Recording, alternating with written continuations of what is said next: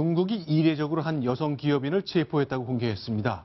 그 여성, 북한이 미국을 괴롭히는 것 중에 하나 위조 달러가 있었는데 거기에도 관련됐다는 소식이 들어오고 있습니다. 지금 화면에 보이는 저 여성이잖아요. 예, 그렇습니다. 중국의 홍샹그룹의 그 마 회장인데요. 네. 이 여성인데 이 중국에서 북한에 물자를 공급하면서 네. 500만 달러 이상의 현금과 그리고 금괴를 갖고 있던 북한 공작원이 붙잡혔는데 이게 지난 6월 달의 일입니다. 그렇죠. 이 북한 공작원들이 중국으로 넘어갔죠. 예, 그래서 대금을 이렇게 전달을 했는데 그게 네. 이제 북한에서 당대회를 치르면서 네. 국민들에게 생활용품과 가전제품 이런 것들을 나눠주기 위해서 네. 홍샹그룹으로부터 이런 물자를 받은 다음 네. 그 대금을 지급을 하는 과정에서 500만 달러를 지불한 것으로 추정이 되는데 네. 그 미화 달러 안에 위조 지폐가 섞여 있었다라는 게 중국 공안 당국의 조사 결과입니다. 이 내용은 사실 저희가 2번에 걸쳐 소개해드렸습니다. 그 이어지는 소식인데 문제는 이렇게 문제가 된 위조 지폐가 포함된 거래 과정에 이 마시성을 가진 40대 중반의 여성 기업인이 경영하는 이 홍샹그룹과의 거래가 드러났다는 겁니다. 예. 이렇게 대범하게 나설 수 있는 겁니까? 구체적으로 아직 이제 어떻게 도와줬는지 이 네. 내용까지는 나오지 않고 있거든요. 네. 그런데 어쨌든 북한에서 달러가 왔고 그 달러를 위안화로 바꿨고 그 은행에서 그 달러를 확인해 보니까 거기에 위조 지폐가 들어 있었던 겁니다. 네. 그래서 결국은 그 공작원은 체포가 됐고 체포해서 조사를 하는 과정에서 결국은 저 마샤오홍이라고 하는 홍샹그룹의 네. 그 관계자들이 도와준 것이 지금 확인이 됐거든요. 네. 어쨌든 북한하고 여러 가지 북한이 핵 개발을 하는 데 있어서 여러 가지 도움을 뭐 아연규라든지 여러 가지 도움을 준 저 기업이 심지어 가장 그 전체적인 그 국가 간 거래에서 가장 안 좋게 생각하는 것이 바로 마약하고 위조 지폐거든요. 네. 미국에서 가장.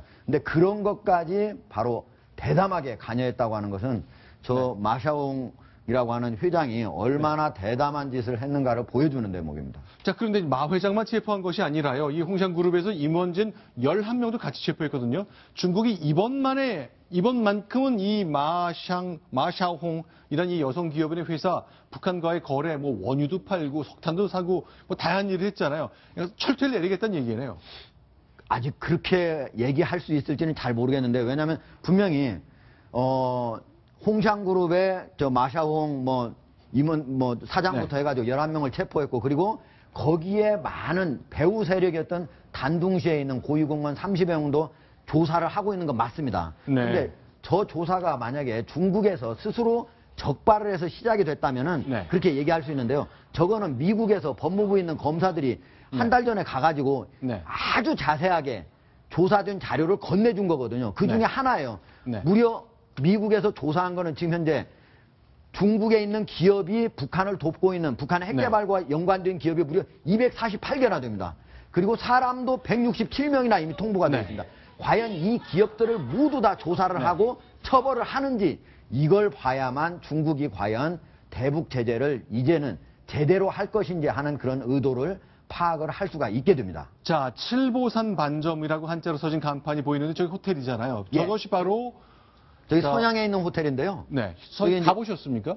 제가 가보지는 못했는데 선양을 네. 가기 얘기했는데 저기가 북한에서 해커 부대도 운영하는 그런 곳이 네. 있는 곳이고 그리고 저 마샤옹이 저기에 있는 지분을 30%나 갖고 있는 자리거든요. 네. 아마 보통 사람들 그리고 그렇게 많은 그 호텔에 그 네. 전체 그 룸이 그렇게 많이 있는 것도 아닙니다. 전체적으로 해봤자 160여 곳 있는 곳이거든요. 방 160개 정도가 되는 칠보산 호텔. 일단 별 5개짜리 호텔이라고 합니다만 북한의 선양 주재 영자관이랑 뭐 200m밖에 안 된다면서요. 160개면 큰 호텔은 아니네요. 네. 저도 뭐 심양을 여러 차례 가봤는데 그때 말씀드린 것처럼 중국이 말한 동북 삼성에서 남북 간 대결이 가장 센 데는 연길입니다. 연길인데 거기를 제외하면 심양인데 심양에서도 서탑거리라고 하는 데 가보시면요. 네. 여기는 한국 서울식당, 진주식당이 있고 바로 옆에는 평양식당, 무슨 뭐 칠보산 식당이 섞여 있는 아주 저기는 남과 북이 뒤섞이는 데입니다. 자, 지금 저 화면에 보시는 게 칠보산 반점 그 호텔이 보입니다만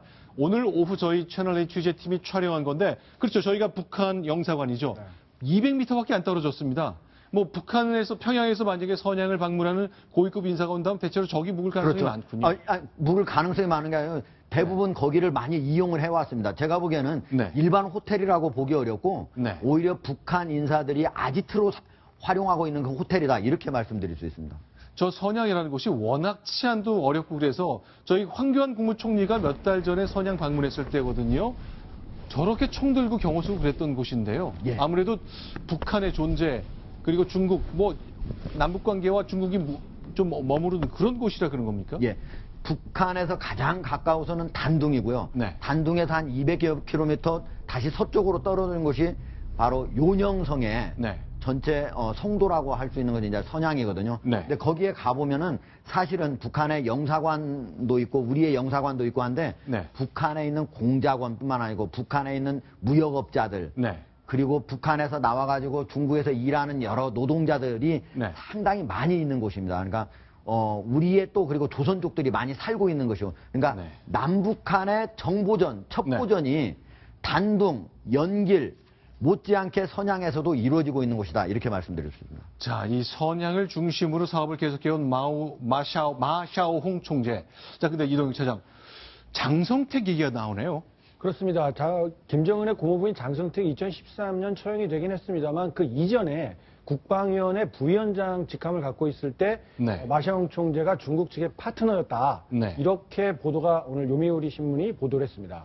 자, 그러니까 장성택이 처형당한 이유 중에 북한이 공개한 걸 보면은 이제 광물 자원 중국하고 거래하다가 뭔가 문제가 있었다, 손해를 많이 끼쳤다 그런 얘기가 등장하는데 관련된 걸 수 있겠군요. 그렇죠. 왜냐면은 김정은이가 장성택을 처형할 때 한 네. 가지 이유 중에 하나가 우리의 광물질을 너무 헐값에 팔았다 중국에 그게 네. 있었거든요. 그런데 장성택이 장하고 있었는 게 바로 무연탄이거든요. 석탄을 중국의 대부분을 팔았거든요. 그 다음에 네. 갑자기 급격하게 떨어졌는데 그 서로 거래가 네. 그때 결국은 마샤옹 총재가 싼 값에 사가지고 중국에서 비싼 값에 팔아가지고 큰 돈을 벌었다는 얘기죠. 자, 지금 저기서 보게 되면은 미안한 얘기지만 홍상그룹의 마 회장은 중국도 버리는 카드, 다 버리는 카드가 됐네요.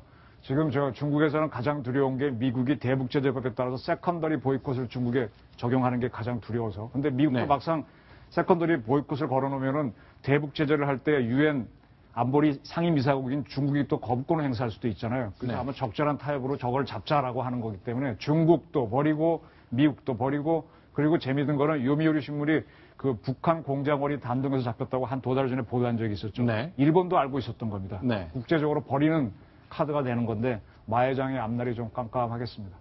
알겠습니다. 자, 지금까지 세 가지 소식을 통해서 안보 상황 정리해봤습니다.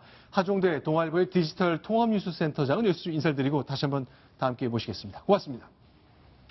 자, 이번에 네 번째 소식입니다. 순위 확인합니다.